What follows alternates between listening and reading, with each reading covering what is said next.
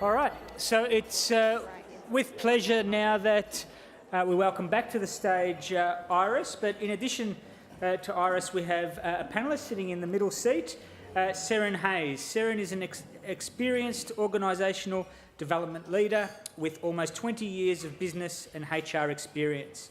She's one of VMIA's executive leadership team, which comprises of 60% women, has introduced pay parity within VMIA and continues to drive diversity and inclusion, driving gender equality at all levels. Prior to VMIA, Seren spent 7 years working in various management roles in workers' compensation claims at Allianz Australia. And our moderator, Javita Gartland. Javita is part of Mackenzie's RTS practice, has over 14 years of experience in professional services. Her key focus historically has been M&A engagements across the M&A life cycle, from strategy to due diligence. Sorry, Javita. That's all right. As well as longer-term hands-on support for integration, separation and IPO readiness. Please welcome to the stage Javita and Seren, and Iris back again also. Thank you.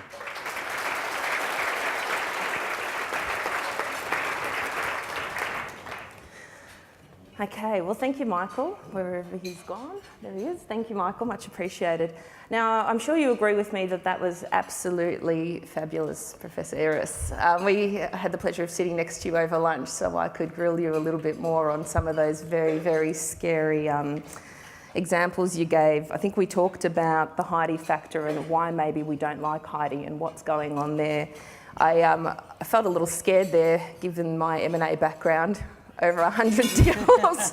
I'm wondering how many people didn't like Javita. A little bit of bad luck there, because we just got on with it anyway. So I don't know if they're trying to fix me, we'll see. I think also what was interesting was debiasing mindsets. You know, you can put in all these processes and systems and policies and things in place, but how are we going to debias mindsets? So we'll talk a little bit about that. Probably I don't know if it got you as much as it got me, the lack of correlation between the performance ratings and promotion. Wow. You know, that's one we really have to look at. And then also the clean versus dirty organisation. So that really resonated with me. We talked also about my kids, funnily enough. I've got a 6-year-old and a 4.5-year-old. I am the corporate mum and my husband is the stay-at-home dad. My Polish mother still can't quite grasp that, and neither can my family. I'm not sure the Brighton Mums circuit is quite ready for my husband Sam with the drop-offs and pickups either. But one thing you said to me, Iris, was about, you know, biases start to kick in at age 6. So it's going to be very interesting how my little Thomas copes with all of this, and it'll be interesting the kind of questions he asks me in the next little while, so I'll be watching that. One thing I wanted to share with you all is women in leadership. So that's our report over there. I've put a link on my LinkedIn if you like. You can just click it, otherwise you can Google for it. This is a piece of research that McKinsey co-published with the Business Council of Australia and the Workplace Gender Equality Agency. It's 12 months old, but it's about the good news stories. Okay, we've heard some of the bad news stories and we all see them every day as well, right? And I'm sure across your careers. But these are some of the good news stories and some of the lessons from organisations that are really trying to tackle this and doing well. Okay, so have a look at that because it is inspiring, and I'll share some things that the firm's doing that I didn't realise were again that different until we had the conversation over lunch. So I'll share some of those as well. One thing that we know out of this research is Australia is very much ripe for change. So we have many tertiary qualified women. In fact, we have more tertiary qualified women than we have men. So when I hear my clients say, well, I just can't find a female for this role, you probably can. Perhaps you need to change what you're looking for in that role. Perhaps you're not going to have the exact thing that you're looking for, but I think you can if you had a good look. In particular, we're also struggling with that. So I've only recently joined the firm, 18 months in, and I took on the lead role for McKinsey Transformation Recruitment in Asia Pac, because I'm one of very few senior women there who is a transformation officer. So having a look at some CVs, you know, there are not female CEOs that are ready for us to pluck into those roles like we would like to have. We do need to look at some different roles and some different people and see if we can help teach them and see what they can bring to the table. So looking outside the square is really important. So even despite this, you know, 2 decades of some pretty serious female graduate numbers, you know, we're talking about 45,000 female graduates, we still find that, you know, just a quarter of even management roles in Australia are female, let alone top management roles. In terms of top management roles, we're talking 10%. 10%, now this includes your head of HR and it includes your head of general counsel. So if you think about a C-suite and maybe there's 7 of them, that sort of covers those 2 roles mostly. The path to CEO is one that needs to go through either COO or another role like that where you've had P&L responsibility. So the pipeline for these roles in Australia and converting women into CEO roles is also going to be something that we'll need to focus on. The number is only changing by about 1% a year. So we're a little slow off the mark creating these opportunities. The other question, or the other bit of feedback I get from my clients is, yeah, but the women, they're just not as ambitious. They have other priorities. So our research also looked into that. So the Harvard study of 25,000 graduates tracked ambition from early to late career. They tracked questions like, work is meaningful and satisfying. I'm interested in professional accomplishments. I'm interested in opportunities for career growth and development. Women actually scored higher than men. So there's no lack of ambition. So there's ample females and there's ample ambition. So, you know, what can we do here? Our Women in Workplace study found that there are 10 things you can do. Number 1, and I think just because we're all in the room, we agree that a strong business case for change is important, but I'm preaching to the converted here. Role modelling is very important, also for males, but also females, and I'll talk about what we're doing in terms of flexible work arrangements. Designing formal flex and formal flex agreements and making it mainstream rather than just something you do to help out a parent or help out somebody with ageing parents. So making it just the way you work. Actively sponsoring rising women. I'll pause on this one. This has probably been the thing that's made a difference to my career. Mentoring and sponsoring is a different thing. Mentoring is where you're there, you have a conversation, you sit down with somebody for a coffee and you listen and give them some advice. Sponsoring is where you create opportunities for others. So you actively create opportunities. So at McKinsey & Company, a sponsor is a formal role. There needs to be a match, and that sponsor needs to create several opportunities for the person they're sponsoring in the year, and they're assessed on did they create those opportunities for that individual. Setting, diversity aspirations and some tangible targets, supporting talent through life transitions, having the infrastructure in place for flexibility. It's all good having the policies, but is the infrastructure in place? Challenging some traditional views you heard from Iris there about recruitment and evaluation. For female senior candidates, one of the things I've noticed as the head of MT recruiting for Asia now is the way that female candidates present themselves in that first introduction is very, very different to males. Males have rehearsed it, they know what to say, it's a minute or 2, it's interesting, it hits the key points, they know that you're ticking off. A female is getting comfortable. They're building rapport, they're building relationship. So one of the things that we're doing is coaching female candidates before their interviews, and also on case coaching before their interviews by a McKinsey alumni or myself or whoever has the time and sticks up their hand and is passionate about it. So we listen to what they say and then we give them pretty brutal feedback and say, actually, that was nice, but it wasn't that interesting. And you didn't hit these points. So how about you have another go and introduce yourself again? Investing in frontline capabilities, so you make sure that you're actually, doing this on the ground, and then making sure that there's training and experience for rising women. So this is creating opportunities, creating secondments, creating the opportunity to tag along with the CEO and be the CEO's 2IC, maybe for a week or 2 weeks. Those programs are vital. Not only does the CEO then see top talent, the exposure that person gets to the whole organisation is really important. And that's one thing that I emphasise to my clients that struggle with this. So where would one start on that long list of 10? So one would start at flexible work arrangements. So the main thing we found is you need to make it normal. It cannot be a concession for mothers or women looking after their ageing sick parents or sick loved one. It needs to be normal. So at McKinsey & Company about 2 years ago, just before I started, they brought in a formal flex program. What does that mean? It actually means that every partner of the firm needs to take a secondment or work part-time over a period of 2 years. So either they're working a 9-day fortnight, or they take 3 months off, or they work part-time. We now have more part-time male partners than we have part-time female partners, and even as a percentage. And just that itself, I think, creates in the teams an environment where they understand, the partner understands that, hey, they need to get home and do X, Y, Z, or they've got some other priorities, and it's becoming normal. Our managing partner, John Lydon, last year, in front of everybody, which was unheard of, showed us all how to turn off our email button on the weekend, right? And he said, hey, if I get an email from you over the weekend, it tells me you can't handle your work during the week and you're not planning properly. I want no more emails over the weekend. Now, I don't get 300 anymore, I get about 30, and I don't mind, especially if somebody's hanging on to something. You know, I'd much rather they email or SMS me than hang on to it. But I think that's a really strong signal of stopping that Sunday work day, that catch-up work day. So there's just some things for you to think about. You know, this effort does pay off. The uptake of talent is higher, you will attract more talent, you will retain more talent, you will retain the females you're trying to retain. It's not easy, you know, you do need to get creative. Probably the hardest thing is people saying, well, are they going to be productive? You know, they've left at 3 or they're working from home. How do I know that they're productive? Goodness, I'm far more productive at home than I am at work because I get no interruptions.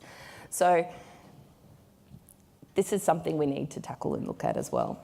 Hot desking helps, by the way, because if people are not in the same place, there isn't, that is somebody sitting there still in front of you factor. So we found that helps. I'm going to go back to sponsoring and mentoring just for a moment because it's a passion of mine.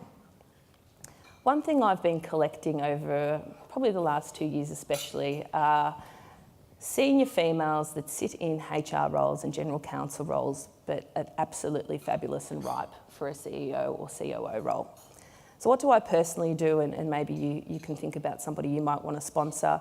I sit down with them and I let them know that what they're doing already are exactly the traits and the things they need to be doing for a COO or CEO role. They're already problem solving, they're already fabulous with people, they're already a natural leader, they're inspiring, you know, they can manage conflict, they can manage difficult stakeholders, they're commercial. They already have these attributes. They actually don't need any more.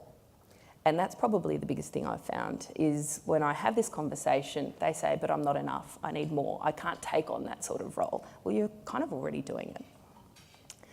So that's my pet project at least. I then hook them up into other COOs, retired CEOs, who I then ask them to mentor and sponsor them.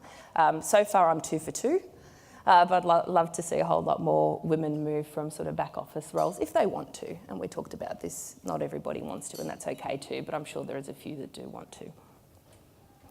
So I do encourage you to look at the Women in Leadership report and just see, you know, is there something in there that resonates with you?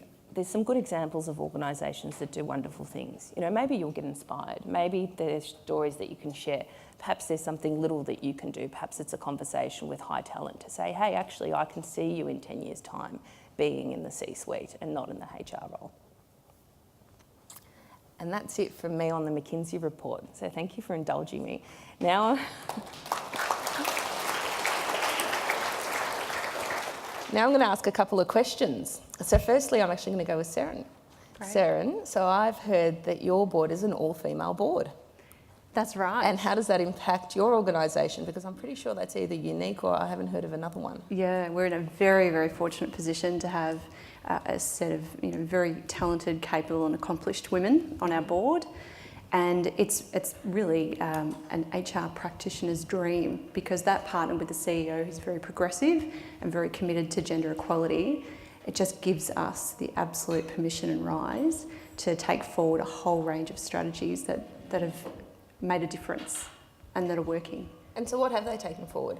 I'm curious. So interestingly enough, what's so wonderful about having an all-women board is that they understand the value of diversity and have set very ambitious targets. So our target this year is to achieve full pay parity by 30 June. So we're actually coming from a very strong position already. We're at 11% gender pay gap on average across the organisation, having tidied up our like-for-like the year before. So we were sort of feeling pretty good and thinking we were doing quite well. And then we made that bold statement that yes, we're going to achieve full gender pay parity. And I'm very pleased to report with a whole raft of strategies, we're currently sitting at 3.1%. And we are absolutely on track to achieve full pay parity. Obviously taken a very concerted effort, and the CEO and the executive team are just constantly reviewing the data and making sure that we're really applying all the right strategies that are having the biggest impact across the organisation, which is great. And then you mentioned to me over lunch also that your CEO is male. Yes. Yeah. And then one of the examples I think you gave was about how he was understanding of some of the situations in terms of home life. Do you want to just share that story? I thought it was I suppose in terms of gender equality and pay parity, we all understand that there are a whole range of levers and conditions, particularly inclusion conditions that enable that to occur. And one of those things is flexibility. And you mentioned sort of strategies around flexibility, which are really important, which absolutely we subscribe to. But I think one of the biggest sort of impact, small piece, but big impact, was late last year when we were working on our strategy. The executive team were meeting really regularly and having to meet at short notice and frequently, sort of each week. Diaries are crazy, we all know what that looks like. And a number of us around the table have all got young children, and that can be really challenging when you do pick up or you have homework or you have issues at home that you need to address. Colin identified that was something that was causing us a bit of difficulty, and very quickly and very decisively, without any sort of major delay, just said, oh, well, if that's an issue, I'm going to just make a mandate. No meetings before 9 a.m, no meetings after 3 o'clock. And that was just fantastic because it gave us, first of all, it constructed conditions that enabled us to contribute and not miss out on critical decisions and participation. But it also meant that we could go back to the organisation and share that story, and it resonated throughout, made a number of people very proud. It really made line managers much more accountable to follow suit. So it was very, very, very impactful. And I think too, I know I hear it all the time, and I used to feel it many years ago, which is that kind of walk of shame. You walk out the door at 3 o'clock and you walk past the boss's office and you sort of skulk past feeling guilty. But we don't have that sentiment anymore. And I think that's a real tribute to some of those decisions. And just the stories, the CEO sharing that he doesn't start before 9 a.m. He tries to avoid meetings before 9 a.m. so he can drop his kids to school. And that leading by example, it just makes an incredible difference about, genuinely living flexibility versus sort of saying you do it and all roles flex, but implementing it, very different. Thanks for sharing. I love that story. Professor Iris, I'm wondering, is this just generational? Do we just need to ride this thing out? It's probably going to take a couple of 100 years if we just ride it out. Would be my fear. The world, these are hard to project, but business as usual it's going to take us about 150 more years to reach gender equality. Now, your question is a good one. Is it changing? So let me give you kind of 2 data points. One is, and we talked a bit about that over lunch as well. There's interesting research kind of going on looking at 4-year-olds and 6-year-olds, kind of trying to understand when do these stereotypes starting to kick in. And the study is a very simple one. You show the kids 2 wooden puppets, and they are gender neutral, everything the same, but one is kind of power posing big, the other one is a bit crouched and small. And so the 4-year-old then describes them and says, big, small, tall, short. And then the 6-year-old will say, man, woman. So something happens between 4 and 6, and they've been doing this now for about 20 years. Not much has changed for the 4 to 6-year-olds. they still fall prey to the same stereotypes. I mean, if you look at Disney cartoons as one indicator, they have changed a bit. We now have, Pocahontas. We have some female lead characters, but the roles are still pretty stereotypical, and there's still, you need to be saved, by the hero if you're a woman. So I think in that sense, I'm not particularly optimistic. The second data point, which might give us a bit more optimism, is that the millennials do demand more flexibility. So that's definitely a change that we haven't seen beforehand across kind of the developed world. That is true. And the millennials demand more flexibility, not even primarily thinking about care, but just because purpose looms so large for the younger generation. They want to find purpose in all kinds of things, in hobbies and charity work or whatever else it is outside of their 9-to-5 job. And that, I mean, supports what you said before. If we can make flexibility non-gendered, that would move the needle quite dramatically. And therefore, I'm slightly more optimistic about the next generation, but it's a bit of an indirect angle. I don't know how optimistic I am, hopefully. So when I looked at this in my previous firm, I remember, drawing up strategies and getting there on the whiteboard and doing all these PowerPoints and all these numbers.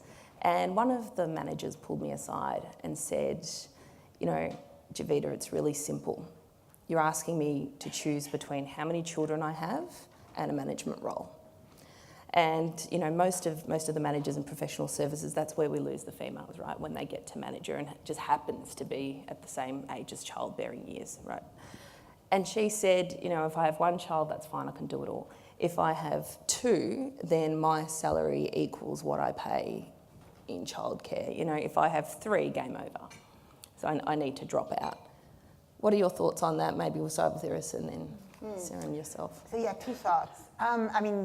We can, of course, find countries where this is different, right? So the Scandinavian countries have figured out to make childcare available at a price that is much more affordable than what you see in Australia, than what I see in America. And it's worse in my home country, in Switzerland. You can't even afford to have one child. So clearly the cost of childcare is huge. But let me kind of give you another thought, which of course you are a good example of. I think the big question we have to ask ourselves at that point too is, why does she drop off and not he? Right? So, and that of course suggests that we will not be able to ever achieve gender equality unless we also start to talk about gender equality at home. And you're a great example of how that is possible. But if you look at the data, then 2/3 of homework, broadly defined, including care, but also regular kind of housework, is still done by women. And until or unless we change that, we won't get to gender equality in the workplace. Sarah? Look, I think it's a genuine challenge for all women, particularly when, as you say, the number of children increase.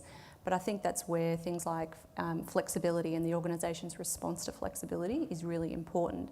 And it's not just about pickups and things like that, but the capacity for part-time, and also management and executives' expectations about what's reasonable and what's not reasonable, and that absolute commitment to making it work. We have another member of the executive team who works from home in the afternoons and does work at night, and it's it doesn't fit for everybody, and that's absolutely understandable. We don't have a job share scenario just yet, but that's something that would be quite interesting. But I think it's building in the systems that enable that to happen.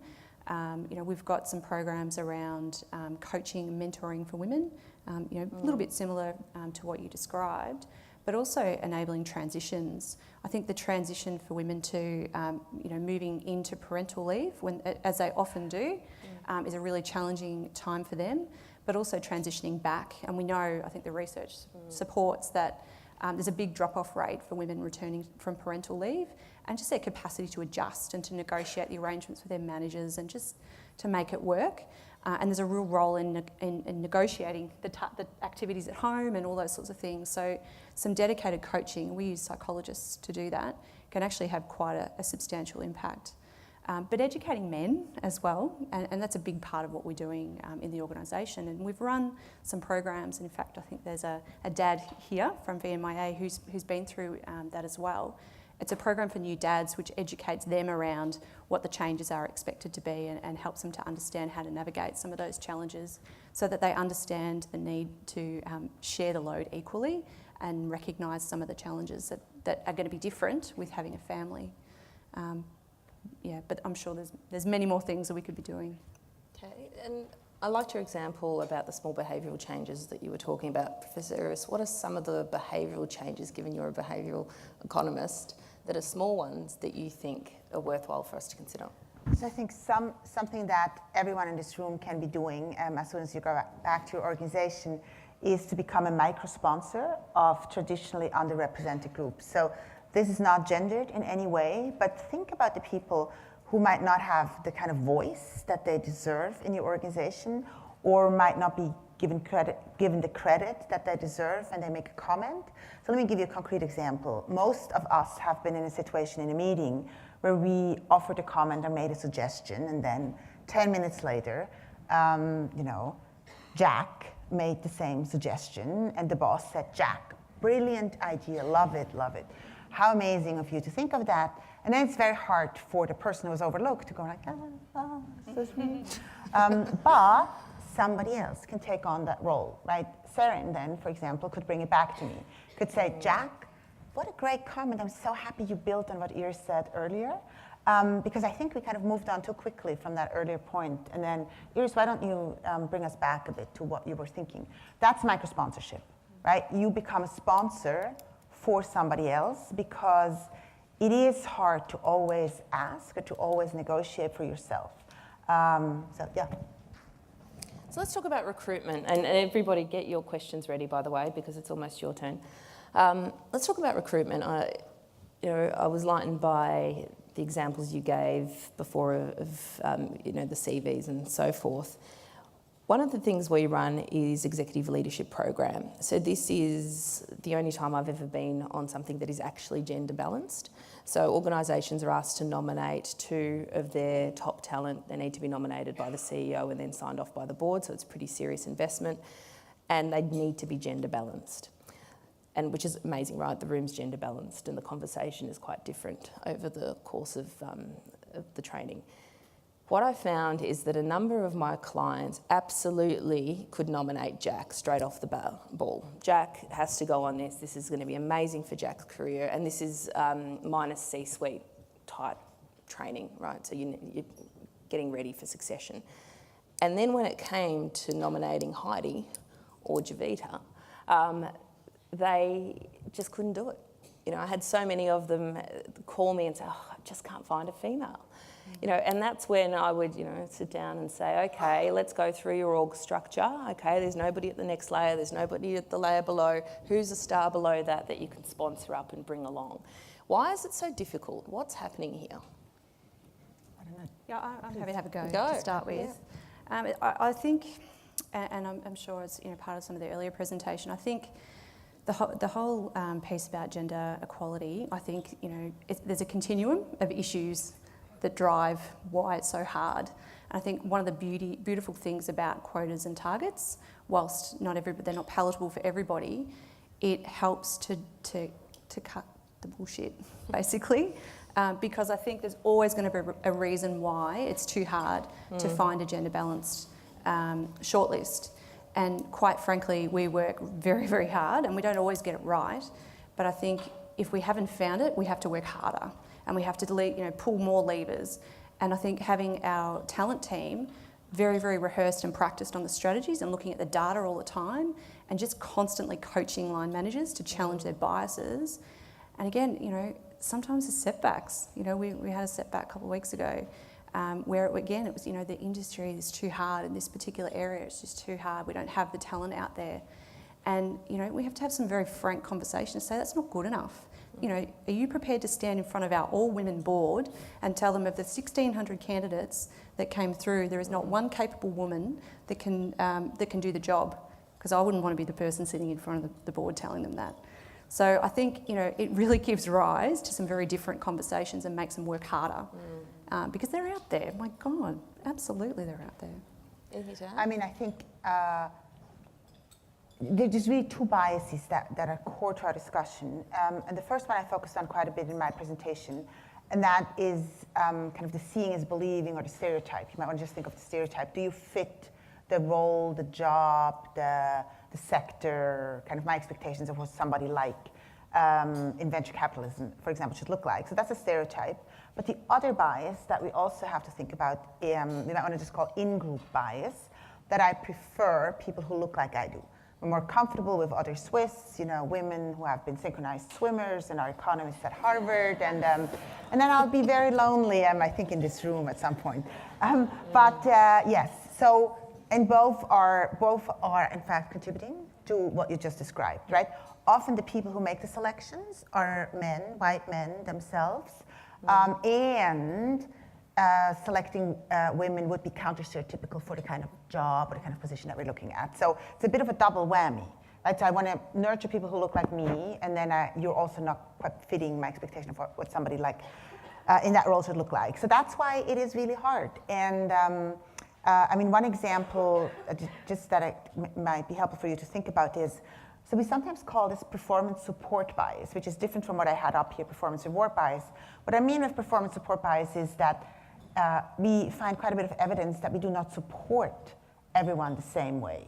So when I worked with a law firm, just to give you an illustration, on their gaps, it wasn't just gender gaps, was one of the biggest law firms in the US, were racial gaps and gaps for non-Americans. So they preferred American white men. I mean, their promotions, it wasn't just the promotion process, although there were things that we fixed in the promotion process too. But we realized, based on what they actually told me, they used a term that I hadn't heard before. They told me, but you know, some people just have a thin file, literally a thin file. And I'm like, what do you mean with a thin file? And what they said was, well, you know, it looks like they haven't been in important deals. They haven't gotten a lot of feedback over the 8 years here. It's kind of no proof of that, what they've actually done. And we could show that this happens in year one. So they hire 500 associates in year one, and then the partners choose the people they want to work with out of the 500. And we could show that partners really replicate themselves, not just in terms of white men choosing white men, but also white men choosing white men who have graduated from the same law school that they have. And so, you know, that then, of course, leads to exactly what you're experiencing. So what this law firm now does is they centralize work allocation. Right? So now they're measuring, so a central partner with a little team assigns the associates to the partners, and they keep track over an associate's lifetime of the kind of opportunities that they were given, excuse me. So, you know, these are not bad people doing bad things, but kind of people just seeing themselves in little Jack, who kind of, you know, who looks like Big Jack, and then good. Okay, questions. As you can tell, we could just go on and on. So who has a question out there? Just over here. Who's got the mic? Down the front. Just down table 3 is the first one. So if you could please just introduce just your name, your organisation, and try and ask the question, not too long a statement. Thank you very much. Very fascinating presentations. My name's Anita George. I'm from the McCabe Centre for Law and Cancer. I had 2 questions, one for Professor Iris and one for you, Jovita. So I was fascinated by the graph showing the lack of correlation between performance and promotion. And I'm wondering, if it's not performance, then what is it? What are the factors that then result in promotion?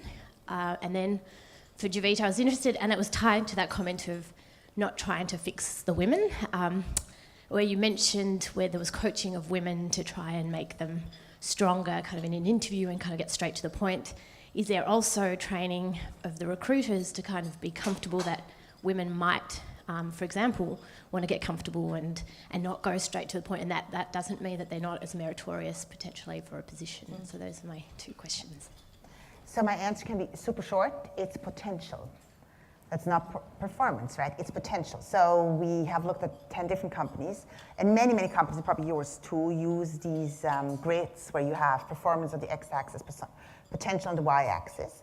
We see much less gender gaps in performance evaluations for obvious reasons. We're backwards looking, and it's more quantifiable, more objectively evaluable. I'm not saying performance is objective, but compared to potential, it is more objective than potential. Potential is me looking up at my organization, and again, filling in the blanks of the available role models, right? If I don't have a lot of diverse people at the top, I might not think that a person like Heidi, has the potential to make it in our organization, and so she's not being promoted. So potential is a big culprit to look out for. Okay, and now to me. Look, I hear what you're saying. I think that it's fine to get comfortable in an interview. I don't think it's fine to stay comfortable and overly relaxed in a conversation. It is an interview.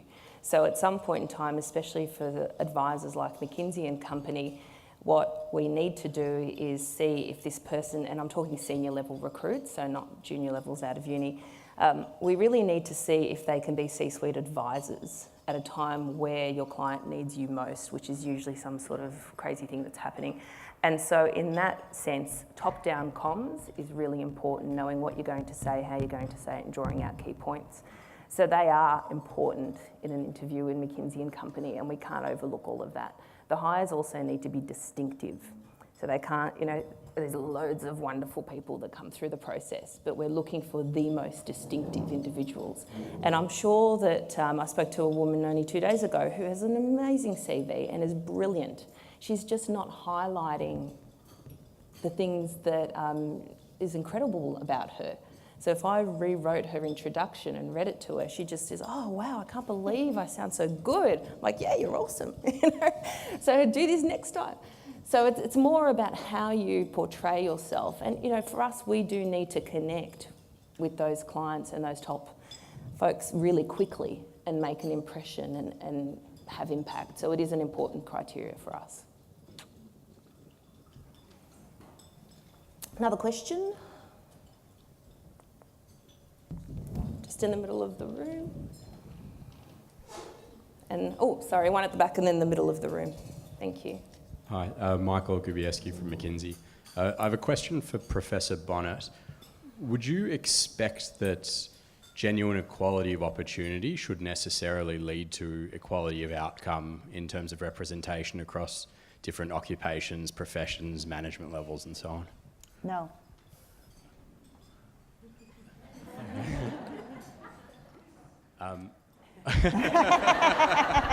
I think it's a bit an unfair no, right? Really, I don't mean much more than no. I am very happy to let the chips fall where they may if we have created equal opportunity. That's why, honestly, I don't have more to say than no. There could be differences in preferences, but we won't know until we have leveled the playing field, right? So yes, of course there could be differences in preferences, but in this very biased world, hard for me to tell. Second question. Hi, Julie Evans from WorkSafe. I actually had a follow-up question for you, Jovita, with your response to that not making women more like men. I wonder if your response is in part anticipating the shape of the C-suite that you're talking to, and that if in fact the people that you're working with are women, then the candidate might be different. The sorts of candidates you look for might be women. So whether it's almost a self-fulfilling prophecy. We look for a broad batch of candidates, and yes, more and more of our clients are women, and the longer that continues, the better. The organisation brings through female candidates. There's plenty at the bottom levels, so it's 50-50 until we hit about manager. At manager, we're almost at parity now with our formal flex programs that are becoming more normal. It's then again that we drop off at the higher level. Finding external hires so we're slowly getting to the pipe kind of organically, if you like. People are growing up through McKinsey and coming their way through. In terms of external hires, because we're still light in the senior advisors, senior female advisors, it is very, very difficult to get females to even apply. Okay, and that's part of the bias that you're talking about. They think the firm is all male. They think the firm is very difficult. They think the firm is going to be too intense for them, etc., etc. So even just getting female applicants at a senior level is hard. So we put in a lot of work to get senior applicants, and then every single applicant that comes through in McKinsey Transformation in all of Asia Pac, I look at one by one and screen and help to push through. And then also, if they've come through, then we set them up for success. So as much coaching as we can give them in case studies and so forth. There are a broad band of people at McKinsey with all sorts of background, with arts background, with, you know, trapeze artists, doctors, all sorts. So there isn't just a stock standard kind of A-class male, if you like. It is quite broad. It is still hard to get into. Right, and we just don't have enough females coming through. So if you have any high talented senior females and they're looking for a career change, come and see me. Last question, I'm getting the red tag. Here we go. Hi, my name's Connie Lenneberg. I'm from the Brotherhood of St Lawrence. Thank you for the discussion today. We're very interested in this question, both as an organisation, but also in the way that women in leadership is a social message. And if you look around, whether it's in Melbourne, Australia, or around the world, poverty has a woman's face, and women in leadership is a really key way in which we change a social identity. So, Professor Iris, I was very interested in what you were saying about the clean beach and the dirty beach, because the intention to action by design means that somebody has to say, we have a problem here, and understand that women in leadership is important. There's a lot of dirty beaches in our community where that is not recognised. How do you shift, and how do we design at a policy level or at a regulatory level in order to shift those places that are still very dirty to enable this kind of action to happen? Ooh, what a good and easy question for the last one. But yes, no. I mean, thank you. It really is a brilliant question, a very good question. It goes a bit beyond just using behavioral science. So I'll give you a bit of a longer answer, but I think it's going to be helpful for your thinking. I do think there's two problems to simplify in the world. One is getting from A to B. Right? You kind of know exactly where you want to go. You want to go to B. And then I think behavioral economists like myself can come in and say, I have some other tools for you. I know you want to get to B. You don't necessarily have to introduce regulation or laws or incentives or, you know, sticks and carrots, but there's some smarter ways in which you can do that, and here's another tool. I actually think behavioral scientists like myself are less well equipped to define where B is, right? Because there might be an organization, and that's your case now, or a world or a city who's quite happy with A. And there's lots of dirt around, but, you know, it's quite comfortable kind of waiting in the dark here. So how do you move them to even see the dirt and then to want to remove the dirt? That's really your question. So that's a bit beyond behavioral science, but I'll tell you about a case study where I was an advisor. So in 2013, I got a call from Vince Cable, who then was Secretary of Business of the UK. And the UK had introduced goals to increase gender diversity on corporate boards in the FTSE 100 companies in 2011. Without the introduction of quotas. So these were soft goals, and they had made some progress by 2013. They had moved from 12% to 17% women, but they had been stalling now for a number of months. And so his question was, what can we do? Can you help? And so we did a whole kind of stakeholder analysis. As I'm saying, it's kind of a bit beyond behavioral science, but anyway, it's more, I mean, I also teach negotiations, a bit more of a negotiation approach. So we did really a stakeholder analysis of who are the movers and shakers in this space.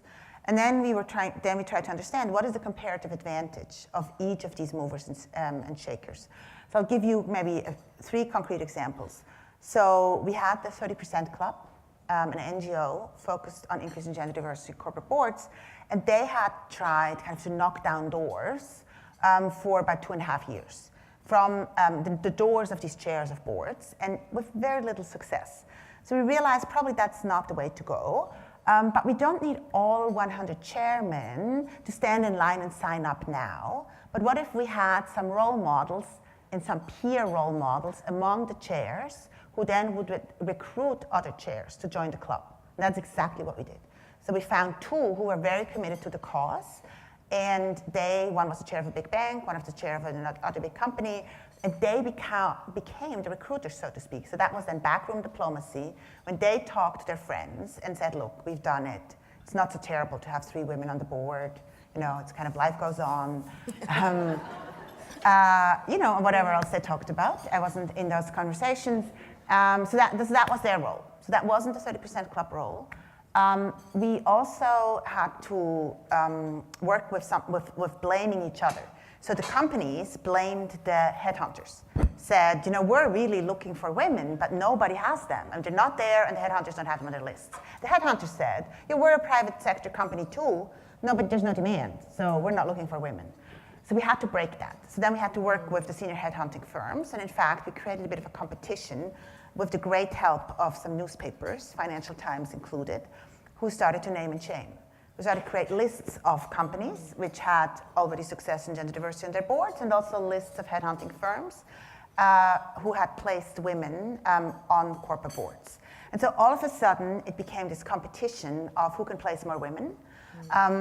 And so that's, and then third, I mean, again, you can see the media played an important role. And then thirdly, it became clear there was, in fact, an important role for the 30% Club. And it was much more the role of kind of the knowledge, kind of the home of guidelines, the home of knowledge, and also the home of training for women who would want mentorship training, the kind of work that you talked about, for women to be ready for board positions. And in the end, it worked. So, you know, this is a bit of a long answer to your question, but what I'm trying to tell you is, you know, cleaning the beach is one problem, but if people don't see that there's even a dirty beach, you need a bit more of a stakeholder analysis, kind of bringing people along to see that this beach really needs some cleanup. And thank you very, very much. Thank you all. Panel.